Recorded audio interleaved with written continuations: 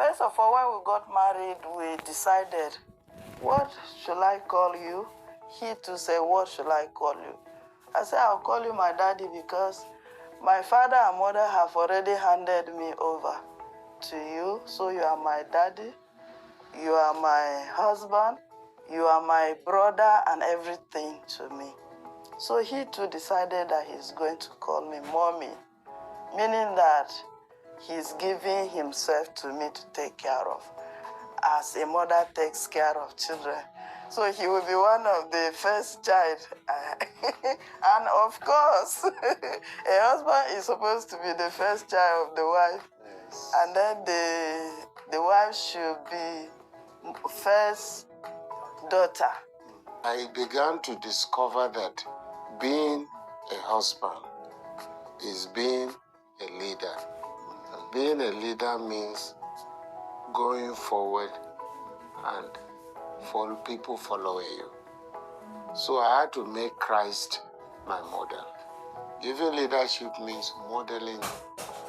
If I want the kitchen to be neat, and I'm not involved in keeping it neat, I will always be complaining, grumbling, gossiping, shouting.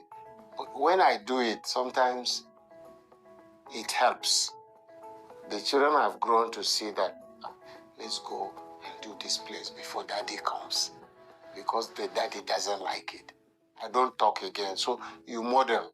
Before I met him, I had planned in my heart that I want to marry somebody that fears God, somebody that we will not be fighting when we get married, somebody that will not be going out and leaving me in the house.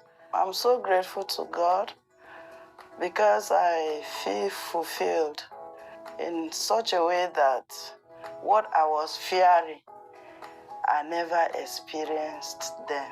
I remember a particular incident. We didn't have an allowance. There was no money coming. And then we didn't even have soap to wash our plates in the kitchen. Each time I go to the kitchen, I see plates packed. So it was a Saturday. A friend sent me a message that they are passing through where we are to go to another city. On their way back tomorrow, Sunday, they would like to have lunch. So I began to calculate, what would they eat? We don't have soup. We don't even have something to wash the plates, and they are piling. So I didn't sleep that night. We went to church. So when we came, they will come now. What do we do? She said, don't worry. She went to draw and found it. This belly seed. She made a nice soup, made a nice meal, and they came. And we enjoyed the meal. But I was calculating how did she do it? But God blessed that visit. When they were about to go, they had a flat tire and they fixed it and no more to wash their hands. Incidentally, in their boot, they came with rice, with money, with beverages for tea, with yams, and they just downloaded and left. Then we started crying. Say, look at what I was struggling. And she said, you see. And I'm happy because together we are working and serving God. Together we are training our children. And together we are even training other spiritual children. She is extra introverted. I'm extroverted. So you can say a person who talks much and a person who doesn't talk, God brings you together. So she's always been my check. Well, as you come now, when you go, if I talk too much, she will refer to me, okay, what do you say? You shouldn't have said that. Because people who are introverts, they are very private people. They don't say things. So I'm learning a lot in life to reduce my talking and say what is reasonable. And she's improving to talk a little bit so that I keep him quiet. So we are finding a balance. So that has been the interesting thing over these years. I think it has been a relationship of growing together. We learn to pray. We learn to read the Bible, to study the Bible. We learn to give ourselves as a couple to godly people who can help us. And that really has been going a long way because we have not stopped. Because of this, we became too close to the point that, people will say, he always say my wife, my wife, my wife, to the point that my friends began to call me my wife. Since we've been married, apart from the time I went to UK and spent 6 months at a time away, we've never been away for more than a month. So I'm afraid that if something takes her somewhere for a long time, I don't know whether I will survive. If something takes me somewhere for a long time, I don't know whether she will survive. Specifically, sometimes when we celebrate birthdays, I will want him and myself to go out. When we go out, I can ask for suya or have a chicken or even a full one if we have enough money.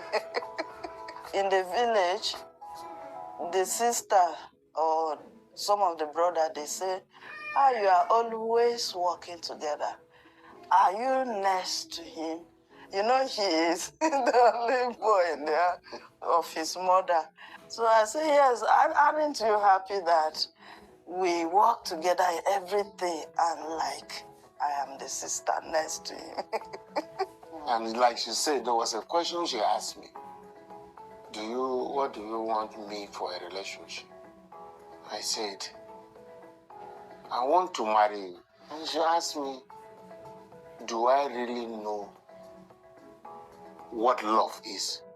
I said, this small girl is asking me this question. I said, yes. She said, okay, we will talk about it. It's 40 years, we haven't talked about it yet. We haven't talked about it yet. When we finally got into the business and we're engaging and we're getting married, so I thought I should ask her the question in retrospective because she said we'll talk about it. So I now ask her, what is it that you wanted us to talk about? And she says, events have overtaken it. And then I asked the second question, what is it that made you finally say yes to me? And she had a relationship with somebody. This person, he was a good man. They grew up together in the village, but it's this matchmaking in the village then. You grew up as a small girl, your parents, the man's parents will come and say, this is the girl. So they grew up. She didn't know the boy quite much. So when he comes from ABU's area, he will come to see her supposedly, but he will go and be sitting with the brother and chatting and they will go and drink. It's when he wants to go that he will want her to escort him and talk. And he felt it was a right. He was very commanding. He didn't seek for her own opinion. So she said, but when she was relating with me,